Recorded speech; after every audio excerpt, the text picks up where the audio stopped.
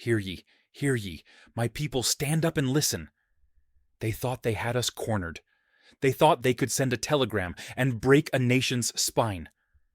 We are gathered here tonight to bear witness to an act of historical defiance, a story not just of politics, but of the very soul of Pan-African sovereignty.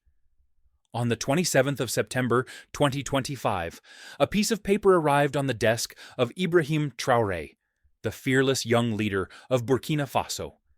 It was an ultimatum from Tel Aviv, a 72-hour countdown. 72 hours to hand back the gold, to invite the spies, to kneel and accept a coup. They gave him a choice, submission or devastation. But they forgot one thing. You cannot threaten a people who have nothing left to lose but their dignity. Captain Traore did not tremble. He stood on the soil blessed by Lumumba and Sankara, and he prepared to deliver a reply that would shake the foundations of every empire. We must chronicle this victory, my family. This is your history. If this story makes your spirit rise, I beg you, beloved, hit that like button, share this revelation immediately, and, most urgently, subscribe to our channel. Join this movement. They came with a price tag for freedom. They didn't even pretend this time. Let us call the wicked demands by their rightful names. The 5 chains of neocolonialism. The first chain, my friends, was nothing but legalized theft. They demanded the full, immediate restoration of mining contracts, 25 years of guaranteed poverty. Ibrahim Traore, the man who fights for the miner and the farmer, was told to hand over the gold, the uranium, the manganese. The nation is rich, yet the people are starved. 70 cents on the dollar for foreign shareholders. It was a brazen attempt to steal the inheritance of every Burkinabe child. How dare they attempt to starve the motherland again? The second chain was the chain of the spy, the eye that never sleeps. They demanded the reinstallation of all their surveillance systems, their satellite stations, their military advisors in Ouagadougou. They want to watch us. They want to control us. They want to know every secret. After Traore had bravely shown the door to those foreign legions, they tried to sneak back in through the window of intelligence. They sought to shackle the mind of the nation. Then, the third chain, the economic leash. They demanded a return to transactions controlled by foreign hands, forcing the nation to abandon the plan to create a new West African currency with Mali and Niger. The CFA franc has been the whip of Paris for nearly a century. They insisted on USD and Israeli shekels. The young leader was ordered to keep his hands off his own wallet. They demanded permanent financial slavery. The fourth chain was diplomatic isolation. Cut your ties with Russia. Sever your deals with China. Stop the cooperation with Iran, they screamed. They wanted to choose the friends of Captain Traore. They wanted to ensure that Burkina Faso had no one to stand with when the inevitable storm arrived. They demanded a loneliness that leads to weakness. And the fifth chain, the ultimate insult. Resign. Hand over power to our transitional council. This was the true face of the empire. They wanted the humiliation. They wanted the surrender. They wanted the world to see a young man's courage crushed under the boot of global greed. 72 hours. The clock was a whip in the air, forcing a choice that no free people should ever have to make. But I tell you this, beloved, when they try to put a knife to the throat of a nation, that is when the blood remembers the fight. That is when the spirit of the ancestors whispers, "Do not yield." Can a single man's will withstand the crushing force of 5 wicked demands? They expected fear. They expected a plea for mercy. But Ibrahim Traore gave them a history lesson. He gave them a sermon of sovereignty. He did not just reply to the demands. He exorcised the demons of the past. On the resources, the young leader didn't use soft words. He spoke the cold, hard truth. I would rather see my people endure poverty for 1 generation than sell our sovereignty for a quick fortune. Think on that sacrifice. He chose the long road of dignity over the short path of compromise. He chose the future. And when he spoke of the surveillance, he dragged a ghost onto the world stage. The great Patrice Lumumba, murdered in 1961 because he refused to sell out the Congo, Captain Traore declared, "Ouagadougou will not repeat that fate. No foreign agency will watch every breath of our people." That was not just a rejection. It was an act of sacred remembrance. He was saying, we feel the deep tieknuoi regret for those we lost, and that sorrow fuels our resolve now. On the economic chains, he was a thunderclap. He spoke of the betrayal of the CFA franc. He spoke of the power cut to Niger when they dared to stand up. "But we are not afraid," he roared. "We will create our own destiny with our brothers in Mali and Niger." He promised unity. He promised a shared future. He promised the breaking of the colonial financial prison. And on the matter of partnerships, Traoré held up the mirror to their hypocrisy. They who abandon treaties and overthrow governments had no right to dictate his friends. Burkina Faso will not bow to such dictates. This was the sound of a free man's choice. Finally, on the demand for his resignation, Ibrahim Traoré delivered the ultimate prophecy. Burkina Faso will not become the new colony of any empire. If I fall, there will be millions who rise. They wanted one head, but he offered them an entire generation of revolutionaries. He transformed a diplomatic quarrel into the battle hymn of a continent. They thought they were addressing a weak man. They found themselves confronting the combined unbroken spirit of Africa. What does an empire do when its threat of violence is met only with the courage of conviction? 72 hours!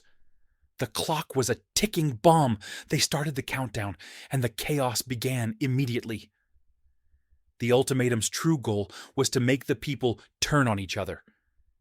In the first day, the streets were a nervous riot of emotion.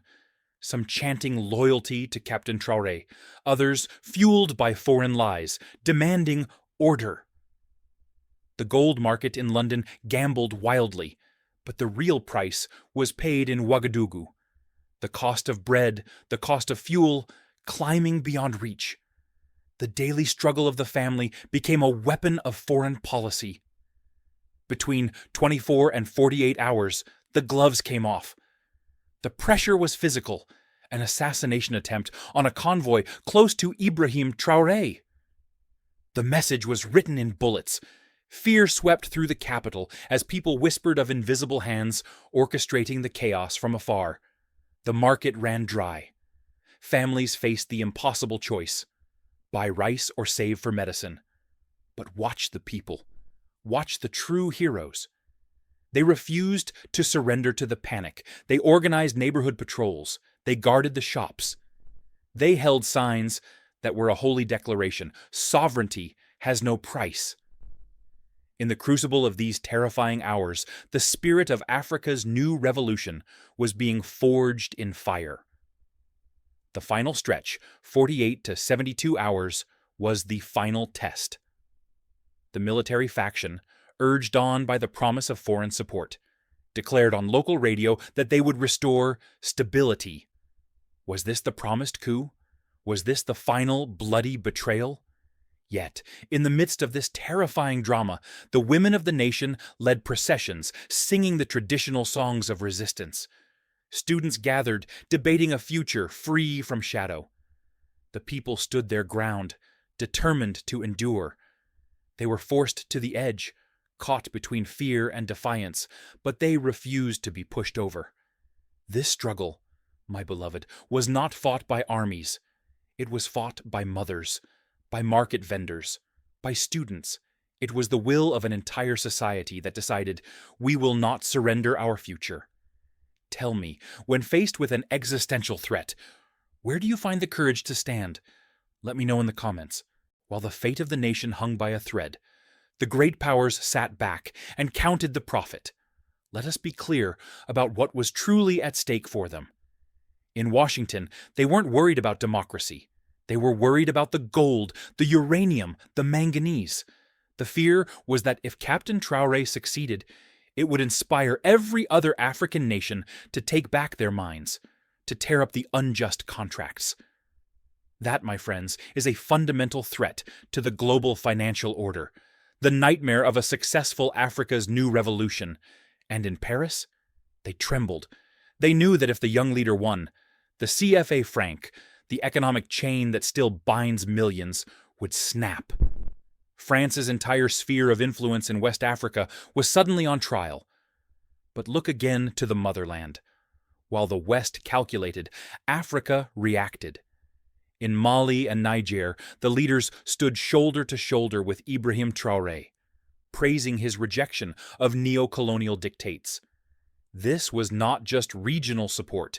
This was the fire of Pan-African sovereignty burning bright again. Scholars invoked the names of Kwame Nkrumah and Thomas Sankara. The fight in Ouagadougou was instantly understood across the continent as their fight, our fight. It was a collective declaration. We are sovereign. We are united. The ultimatum, meant to isolate one man, had instead awakened an entire continent's memory of struggle and dignity. It forced every African to ask, do we choose the path of dependency or the path of Pan-African dignity? What chance did the ultimatum stand when the spirit of 400 million people had been stirred? They waited for him to fall. They waited for the clock to strike 72 and for the coup to be announced. But God has a sense of humor, and Africa has a genius that they continually underestimate. When the final morning arrived, Ibrahim Traore did not appear as a defeated man. He appeared on the steps of the National Assembly, surrounded by the soul of his nation, chiefs, students, trade unionists. He did not resign. He announced the creation of the National Sovereignty Council. Oh, the brilliance of the move! They demanded he hand power to their council. He created his own council, rooted in the will of the Burkinabe people. He took their weapon and used it to strengthen himself. He did not yield authority. He broadened it. This was the Ouagadougou twist. It was a checkmate against the forces of neo-colonialism. The young leader had taken the external pressure and forged it into internal strength. The crowds went mad with joy. The message rang clear across the continent. You cannot force us to surrender our institutions if we root them in the will of the people. The Western governments were caught completely off guard. They had planned for his funeral, but he threw a party of sovereignty. For Israel, the ultimatum was a humiliation. It had failed to break the will of one man. And the consequence? Mali and Niger immediately announced plans to form an economic bloc with Burkina Faso, accelerating the very monetary reforms Israel had tried to block. Captain Traore had been dismissed as just a young officer. Now he stands as a colossal symbol, the embodiment of Pan-African sovereignty, a man who stared down an empire and forced it to blink. They tried to break him. Instead, they forged the icon of a continent that is refusing to bow. So, beloved, the 72 hours have passed, and the verdict is in: Burkina Faso is unbroken. This moment, this stand, is a sacred flame that must be guarded. Ibrahim Traore did not just save his country, he proved a fundamental spiritual truth: that the right to stand tall is not granted by treaties, it is claimed by will. This is the core message of Pan-African sovereignty. His words ring in the ears of the ages. We did not ask permission to be free. We stood up to claim it. This is the gospel of self-belief. This is a call to every farmer, every student, every mother bearing the weight of scarcity. Africa's new revolution has begun. We must ask ourselves, do we simply watch this history, or do we become a part of it? Do we stand silent, or do we shout this truth from the rooftops? The ultimatum was designed to humiliate. Instead, it gave birth to a unity forged in fire. It has cemented Ibrahim Traore not as a politician, but as a giant of resistance, a true son of Africa. The world tried to break him, but he simply reminded them that the spirit of Africa's new revolution cannot be bought, sold, or threatened. If the courage of this young man and his people has stirred your spirit, if it has reminded you of the power we hold in unity and Pan-African sovereignty, then your work is not finished here. Go and be a witness. Share this message with every soul you know. Give us a like if you stand with the unbroken nation. And tell me in the comments below, what is the most powerful lesson the rest of the world must learn from the 72-hour stand in Ouagadougou? Finally, my family, you must subscribe to this channel. Join us so that you can walk every step of this journey with an Africa that no longer bends its knee, that no longer sells its soul, that no longer waits for others to define its destiny. God bless Burkina Faso. God bless Africa. Amen.